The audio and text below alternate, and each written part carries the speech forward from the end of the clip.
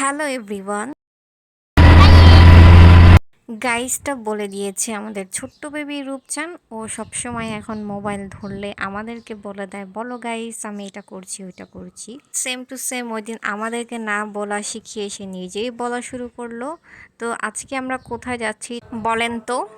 আসসালামু আলাইকুম এভরিওয়ান, চলে আসলাম মিলিটারি মিউজিয়ামে। আর এর ভিতর কি কি আছে বা মিউজিয়ামের মধ্যে কি কি নিদর্শন আছে তাই একটু পরে এই ভিডিওর মাধ্যমে দেখতে পারবেন।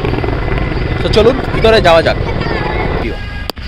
তো আমরা চলে আসছি মিলিটারি মিউজিয়াম, আর চলে আসার পর ঢোকার পরে হচ্ছিল বাহিরের যে এনভায়রনমেন্টটা, সে ছোট্ট বেবিটা অনেক বেশি খুশি। তার পাশাপাশি ও হচ্ছে কিছু দেখাচ্ছিল যে টিপস নেওয়া হচ্ছে, এবং তার পাশাপাশি আমরাও ঘুরে দেখছি, পাশাপাশি ভিডিও নিচ্ছি।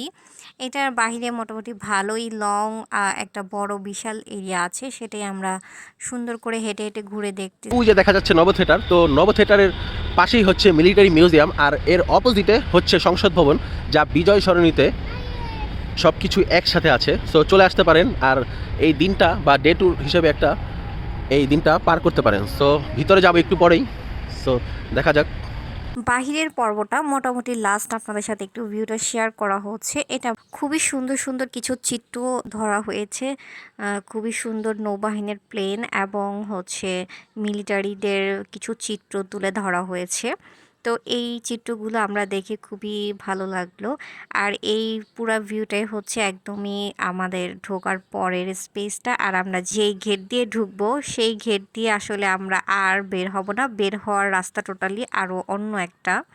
দ্যাটস ওয়াই আমরা এখানে সবাই কিছু ফুটেজ নিয়ে নিলাম। আর এখানে সুন্দর একটা সবুজ কালারের গ্রিন কালারের একটা পানি আছে, এবং এই পানিটা অনেক ওভারলোড পানি, দেখে মনে হচ্ছে একদম পড়ে যাবে, বাট না, এটার চিত্রটাই এরকম ওভারলোড পানি। এটা খুবই সুন্দর। আর মোটামুটি অনেক বেশি রোদ ছিল, তো আমরা রোদের মধ্যে মনে করেন যে একটু টায়ার্ডও হয়ে গিয়ে যাচ্ছি। তো তারপর লাস্ট আপনাদের ভাইয়া কিছু ফুটেজ নিল, আমরা ফ্যামিলি কিছু ক্লিপস নিলাম। এখানে রূপচানকে বললো দৌড়ে আসো, সে এমন এক দৌড় দিবে, ও হচ্ছে একদম মানে ওর কাছে এই খোলামেলা প্লেসটা খুবই ভালো লাগতেছিল। দ্যাটস ওয়াই ও অনেক এনজয় করতেছে।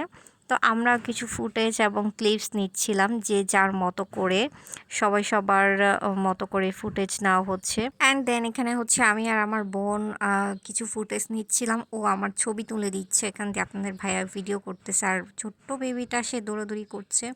আর তার পাশাপাশি অনেকগুলো হেলিকপ্টার যাচ্ছিল, তো এটাও আমরা ওকে দেখাচ্ছি আর মানে বলতেছি। সো অনেক মানে অনেক ভালো লাগতেছে ওর। তো সব মিলিয়ে আমরা বাইরে মোটামুটি রোদে স্ট্রে করে দেন আমরা এখন চলে যাচ্ছি ভিতরে। সো ভিতরের ক্লিপসগুলো এখন আপনাদের সাথে শেয়ার করব, ভিতরে কেমন ভিউ এবং কি কি উপভোগ করতে পারবেন এই মিলিটারি মিউজিয়ামে। তো আপনারা তাই দেখবেন, চলুন দেখা যাক। এই তো সামরিক জাদুঘর, আমরা টিকিট প্রেস করে হচ্ছে আমরা যে যার মতো করে ঢুকে গেলাম। আর ঢোকার পরে সেই যে গ্যালারি স্টার্ট করলাম প্রথম দিক থেকে। খুবই সুন্দর সুন্দর ভিউ, আপনারা জাস্ট দেখেন। বাংলাদেশের সামরিক বাহিনীর গৌরবময় ইতিহাস এবং ঐতিহ্যকে সংরক্ষণ ও প্রদর্শনের লক্ষ্যে প্রতিষ্ঠিত হয়েছে বাংলাদেশ সামরিক জাদুঘর। এটি দেশের সামরিক ইতিহাসের একটি গুরুত্বপূর্ণ তথ্য ভাণ্ডার হিসেবে পরিচিত, যেখানে বাংলাদেশ সশস্ত্র বাহিনীর বিভিন্ন কর্মকাণ্ড এবং অবদানের স্মারকসমূহ স্থান পেয়েছেন। মুক্তিযোদ্ধা সহ সামরিক বাহিনীর বিভিন্ন সময়ের সাফল্য ও চাঞ্চল্যগুলো এখানে প্রদর্শিত হয়, যা দেশপ্রেমের এবং সাহসিকতার এবং অসাধারণ দলিল। জাদুঘরটি ইতিহাসপ্রেমিক দর্শনার্থীদের জন্য একটি শিক্ষামূলক এবং অনুপ্রেরণাদায়ক স্থান। বাংলাদেশ সামরিক জাদুঘরটি ঢাকা নব থিয়েটারের পশ্চিম পাশে 10 একক বিস্তৃত জমির ওপর অবস্থিত। এখানে স্বাধীনতার আগেও পরে সামরিক বাহিনীর বিভিন্ন সরঞ্জামাদি ও যুদ্ধের স্মৃতি তুলে ধরা হয়েছে।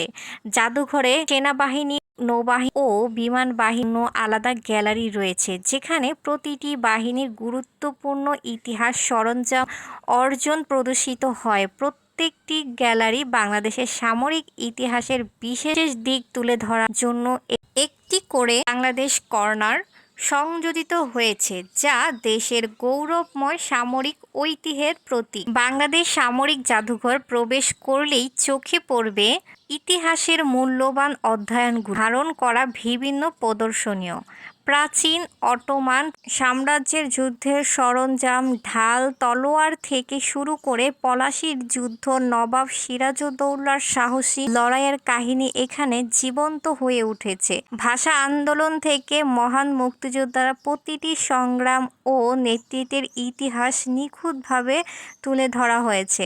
প্রতিটি প্রদর্শনীও যেন দেশের গৌরবময় ঐতিহ্যের একটি জীবন্ত স্বাক্ষর, যা দর্শকদের আমাদের ইতিহাসের মহিমা অনুভব করতে সহায়তা করে। বাংলাদেশ সামরিক জাদুঘর অন্যান্য জাদুঘরের প্রচলিত ধারণাকে পুরোপুরি ভেঙে দিয়েছে। সাধারণ কাচ ঘেরা বাক্সের মধ্যেই সীমাবদ্ধ নয়, এর প্রদর্শনীয় বরং এখানে ব্যবহার করা হয়েছে অত্যাধুনিক প্রযুক্তির ছোঁয়া, যা প্রতিটি প্রদর্শনীকে আরও জীবন্ত ও মনোমুগ্ধকর করে তুলেছে। প্রযুক্তির এই চমৎকার সংমিশ্রণে দর্শকদের শুধু দেখে যাওয়ার অভিজ্ঞতাই দেয় না, বরং তারা এই জাদুঘরেই দর্শনার্থীদের জন্য ইতিহাসের সাথে সরাসরি সংযোগ স্থাপনের এক নতুন দিগন্ত উন্মোচন করেছে। বাংলাদেশ সামরিক জাদুঘর শুধুমাত্র ঐতিহাসিক নির্দেশনাগুলোর জন্যই নয়, বরং এর সম্পূর্ণ কমপ্লেক্স স্থাপন এবং পরিবেশও মুগ্ধ করার মতো। প্রবেশের পথে ঝর্ণা, ঝিলিক, সবুজ উদ্যান আর শৈল্পিক স্থাপন একসাথে মিলে জাদুঘরটি শুধু একটি প্রদর্শনীয় স্থান নয়, বরং একটি দক্ষিণ ভ্রমণ অভিজ্ঞতার কেন্দ্র হিসেবে পরিচিত হয়েছে। ঐতিহাসিকের সাথে সাথে এখানকার মনোরম পরিবেশ দর্শনার্থীদের জন্য একটি শান্তিময় স্থান তৈরি করেছে, যেখানে জাদুঘরের ভেতরের বাইরে সময় কাটানো হয়ে থাকে আরও বেশি স্মরণীয়। জাদুঘরটি 3টি বাহিনীর জন্য নির্ধারিত গ্যালারি সহ 6টি পৃথক অংশ রয়েছে। জাদুঘরের নিচতলায় বাংলাদেশের ইতিহাসের গ্যালারি, দ্বিতীয় তলায় বাংলাদেশের সেনাবাহিনী গ্যালারি, তৃতীয় তলায় বাংলাদেশের বিমান বাহিনী গ্যালারি, চতুর্থ তলায় জাতিসংঘ শান্তিরক্ষা গ্যালারি এবং বেসমেন্টে বাংলাদেশ নৌবাহিনীর গ্যালারি রয়েছে। 1971 সালে মুক্তিযুদ্ধের সময় সেনাবাহিনী কর্মকাণ্ডের বেজ, পোশাক, অস্ত্র, গোলাবারুদ, কামান এবং যোগাযোগের জন্য ব্যবহৃত বিভিন্ন যানবাহন জাদুঘরটিতে রক্ষিত রয়েছে।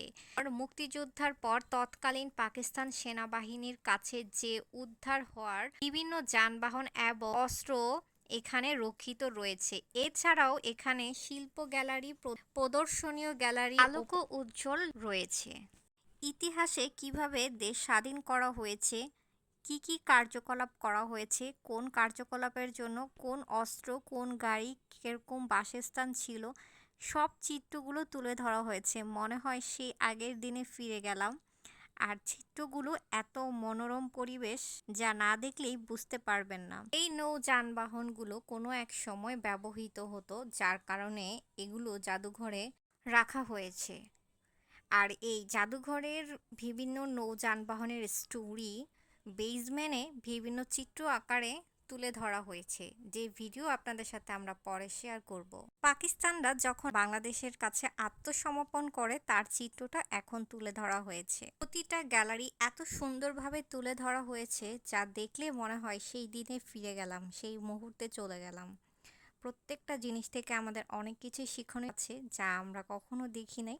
ইতিহাসে ঘটে যাওয়া ঘটনাগুলো জাদুঘরে অনেক টাইপের স্টোরি তুলে ধরা হয়েছে, যা একটা ভিডিওতে সম্পূর্ণভাবে দেওয়া পসিবল না। তো আমি শুধুমাত্র তিনটা পার্টের স্টোরি মোটামুটি শেয়ার করার চেষ্টা করেছি আপনাদের সাথে। যেমন নিচতলায় ছিল ইতিহাসের গ্যালারি, দ্বিতীয় তলায় ছিল সেনাবাহিনীর গ্যালারি, তৃতীয় তলায় ছিল নৌবাহিনী গ্যালারি। তো ভিডিওসের মাধ্যমে আপনারা বুঝে নেবেন কোন পার্টটা কোন গ্যালারির। তো সেনাবাহিনীদের ড্রেস আপ কেমন ছিল, তাদের ধরন কেমন ছিল, অস্ত্রবিদ্য কেমন ছিল, নিয়মনীতি কেমন ছিল, তার সব কিছু তুলে ধরা হয়েছে সেনাবাহিনীর গ্যালারিতে। সেটাই আমরা ঘুরে ঘুরে দেখছিলাম আর অনুসরণ করছিলাম। বিভিন্ন প্রজেক্টের মাধ্যমে ওরা কাজ কিভাবে করে, কিভাবে ওদের কাজ পর্যালোচনা করা হয় প্রজেক্টের মাধ্যমেই, তাই চিত্র তুলে ধরা হয়েছে। বিভিন্ন প্রজেক্ট, বিভিন্ন ম্যাপ এখানে তুলে ধরা হয়েছে। আর এই সব কিছু গ্যালারিগুলো একটা বিভিন্ন মনিটরের মধ্যেও স্টোরি সহ তুলে ধরা হয়েছে, যদিও সেটা আমার ভিডিওতে নেওয়া পসিবল হয়নি, বাট আমরা বসে সেটা অনুসরণ করে রেখেছিলাম। এখানে পদ্মা সেতুর ম্যাপটাও দেখা যাচ্ছে, আমরা এটাও দেখতেছিলাম, আপনাদের ভাইও আমাকে বলতেছিল এই অস্ত্রগুলো সেনাবাহিনীরা কোনো এক সময় ব্যবহার করত। দেখতে দেখতে সেনাবাহিনীর পার্ট শেষ করে আমরা চলে আসলাম বিমান বাহিনীর পার্ট, যেখানে ছিল তৃতীয় তলায় বিমান বাহিনীর সকল গ্যালারি। বিমান বাহিনীরা কোন হেলিকপ্টার ইউজ করত, কোন প্লেন ইউজ করত, যুদ্ধের সময় কোন যানবাহন ব্যবহৃত হতো, এই সব কিছু নিয়ে বিমান বাহিনীর ফুল গ্যালারি জুড়ে রয়েছে, যেখানে স্টোরি প্লাস হচ্ছে গ্যালারি সহ তুলে ধরা হয়েছে, যা দেখে আমরা সুন্দরভাবে অনুধাবন করছি। কিছু কিছু জায়গা স্টোরি সহ বলা আছে, কেউ চাইলে স্টোরি পড়েও জেনে নিতে পারবে। আর তার পাশাপাশি মনিটরের বিভিন্ন সেক্টর রয়েছে, যা দেখেও আমরা অনেক কিছু জানতে পারি, শিখতে পারি।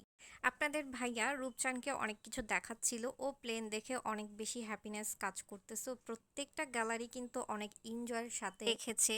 3টা সেক্টর কিন্তু বিশাল বড় এরিয়া, ফ্লোর সেক্টরগুলো কিন্তু অনেক বড় বড় এরিয়া। আর আমরা কিন্তু শুধুমাত্র এমনি দেখিনি, সুন্দরভাবে দেখেছি, বুঝেছি, জেনেছি। তো এটা একটা লং টাইমের ব্যাপার, সো বাচ্চাদের জন্য এটা কিন্তু ভালো একটা স্ট্রেচ। তারপরও ও এনজয় সাথে ছিল। ইভেন বাচ্চাদের জন্য এখানে সাইকেলের ব্যবস্থা আছে ফুল পর্যবেক্ষণ করার জন্য। তো বাট দ্বিতীয় তলায় তৃতীয় তলায় তেমন কোনো ব্যবস্থা নেই, শুধু নিচ তলায় দেখা গিয়েছিল। কিন্তু আমাদের রূপচান বেবি সুন্দরভাবে সে এনজয় করেছে, তার পায়ে কোনো ব্যথা ছিল না, সে অল ওভার খুব এনজয়ের সাথে ঘুরে দেখেছে। মানে পর্যবেক্ষণ করে থাকে সাধারণত। তারপর এখানে একটা হেলিকপ্টার ছিল, যেখানে রূপচান উঠে অনেক বেশি হ্যাপি ফিল করতেছিল, এবং সে বেল্ট বাঁধতে হবে এটাও সে বুঝতে পারতেছিল। সে একদমই মহা খুশি। এই হেলিকপ্টারটা ছিল চড়া যায় না, বাট এমনিতেই উঠা যায়। তো এখানে উঠে অনেকেই দেখলাম পিকচার্স ভিডিও নিচ্ছিল। তো আমরাও দেরি করি নাই, আমরাও উঠলাম, কিন্তু মোটামুটি একটা লাইন থাকার কারণে আমার বোন আর রূপচান উঠলো। তো সে উঠে অনেক হ্যাপি, তো আমার বোনও উঠলো। তো আমি উপরে উঠেছিলাম সিঁড়িতে, কিন্তু আমি আর ভিতরে বসি নাই। সব কিছুই এত বেশি সুন্দর ছিল এবং এত ডিফারেন্স ছিল এবং এত মানে অরিজিনাল একটা ভাইবিং ছিল, যে জিনিসটা আসলে মনে হয়েছিল যে আমরা সেই ইতিহাসে ছিলাম, সেই সেনাবাহিনীর জগতে কেমন ছিল, এবং সেই নৌবাহিনীর বিমান বাহিনী কেমন ছিল। বেসম্যানের নৌবাহিনীর স্টোরিতে একদম নৌবাহিনীর দিকে চলে গিয়েছিলাম, নৌবাহিনীতে কেমন ছিল সব কিছুই যেন একটা অন্যরকম একটা ভাইব, যেটা প্রত্যেকবারই চোখে মুখে একদম আটকিয়ে আছে। তো নৌবাহিনীর ফুল স্টোরি আর আর্ট গ্যালারির ফুল স্টোরি আর একটা ভিডিওতে তোমাদের সাথে শেয়ার করব। 1971 সালে নৌ যানবাহনের কিছু নৌকা তুলে ধরা হলো।